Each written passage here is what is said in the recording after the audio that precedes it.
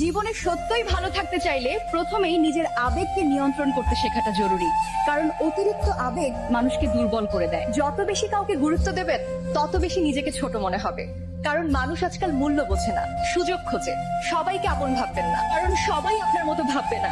কাউকে কেন্দ্র করে নিজের জীবন গড়বেন না, কারণ সেই মানুষ একদিন যদি সরে যায় সবকিছু ভেঙে পড়বে। আবেগ কমান, বদলে ফেলুন সবার জন্য ভাবার অভ্যাস। তখনই দেখবেন প্রতিটি রাত শান্তিময়, জীবনের সৌন্দর্য প্রকৃত অর্থে অনুভব করতে। জীবন না খুব কঠিন? না, জীবন কিন্তু খুব কঠিন না, আমরা তাকে কঠিন ভাবি।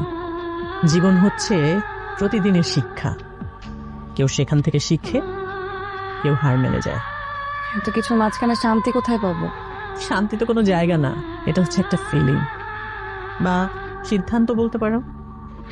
মনে করো তুমি যদি সিদ্ধান্ত নাও যে তুমি রাগের মধ্যে বাঁচবে না, ভালোবাসায় বাঁচবে, তাহলে দেখবে শান্তি তোমার সাথী হয়ে গেছে।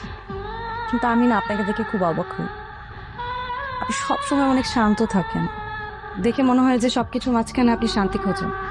কারণ আমি বুঝে গেছি জীবনে মানুষ কখনো বদলায় না, বদলায় সময়। সেজন্য কোনো মানুষকে চেঞ্জ করার চেষ্টা না করে নিজের ভাবনা